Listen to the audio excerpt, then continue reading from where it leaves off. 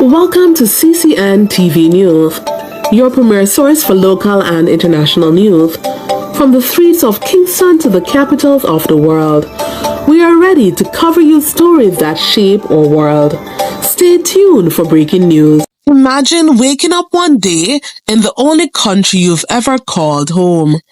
The country your father risked his life to protect, and finding out you don't belong there.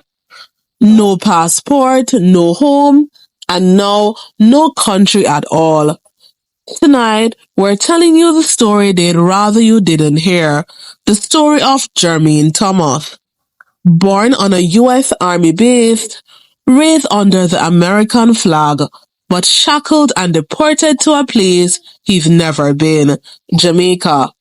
How does something like that happen? And who's really to blame? CCNWORLD TV News brings you the truth, the piece they won't show you on cable news. Stay with us. Jermaine Thomas was born in 1986, not in Miami, not in New York, but on a U.S. Army base in Frankfurt, Germany. His father was a proud U.S. citizen, a Jamaican immigrant turned American soldier. His mother, a Kenyan native. From day one, the stars and stripes hung over Jermaine's crib. Military life shaped every year. Base schools, base doctors, base housing. At 11, the family finally touched down in Florida. He spoke English, pledged allegiance, joined Little League, made friends, just like any other kid down the street. But buried in a filing cabinet somewhere in Washington was a silent trap. A law written in 1952 that said Jermaine wasn't really American. Most Americans believe this. If you're born to a U.S. citizen, you're automatically American too, right? Wrong. Under the 14th Amendment, only kids born inside the U.S. or its territories get birthright citizenship. A base in Germany, not enough. The fallback was the Immigration and Nationality Act, the INA, but that law has a twist.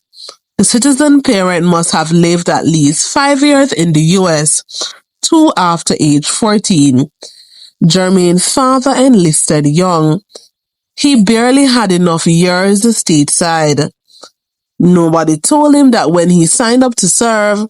So when Jermaine arrived on that base in Germany, he was technically stateless. But who checks when you're a kid running around on base? Nobody. He went to U.S. schools, ate cafeteria food, said the Pledge of Allegiance, all while carrying a secret he didn't know existed. In 2010, Jermaine's father died. He lost his best chance at legalizing his status. By then, Jermaine was a young man, struggling to find work, couch surfing in Florida, then Texas. A few small run-ins with the law piled up. Trespassing, domestic disputes, petty crimes, enough for ICE to notice. In America's immigration system, if you don't have papers and you mess up, you're on a list. Jermaine didn't even know. In 2015, ICE issued a deportation order. Jermaine appealed.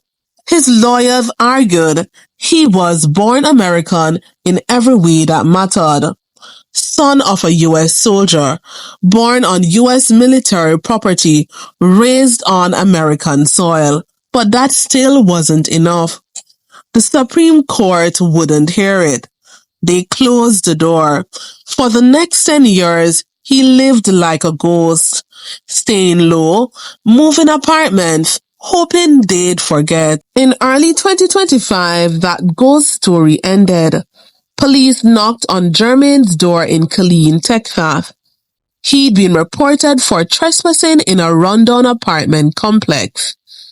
Routine stop until they ran his name. An old deportation order flashed across the screen. Within days, ICE had him in shackles. No final plea, no farewell. On May 29, 2025, Jermaine Thomas boarded a plane to Jamaica, a country he'd never set foot in, whose currency he didn't know, where he had no family waiting. On the tarmac, ICE shackled his ankles, wrists and waist, like he was a threat to the very soil he'd never seen. Today, Jermaine Thomas walked the streets of Kingston with a single duffel bag. Local journalists found him near Halfway Tree, staring at a broken phone, telling his story to anyone who listened. He has no house, no job, no Jamaican ID. He's an American in everything but name. But America says he's not theirs, and Jamaica says, who is this man? For other deportees, this isn't new. Hundreds return every year. Men and women who left as toddlers, raised as Yankees, then dropped here with a handshake and an expired ID. Some become homeless, some disappear, some die trying to find a place to belong. Jermaine's story is part loophole, part legacy. For decades, US has promised to support our troops. But the same country that flies its flag over bases in Germany, Japan, South Korea says, those bases aren't really America. The same country that gives medals to soldiers sometimes takes their children away, all because of fine print. Lawmakers know this gap exists. They've known for years. Veterans groups have begged for reform. But fixing a cold, bureaucratic law doesn't make headlines. Deporting quiet men like Jermaine doesn't move votes. So tonight, his story is ours to tell, because the truth is simple. The law failed him, and the flag he trusted turned its back. Maybe you think Jermaine should have filed the right forms. Maybe you think the law is the law. But ask yourself, what does citizenship really mean? Is it ink on paper?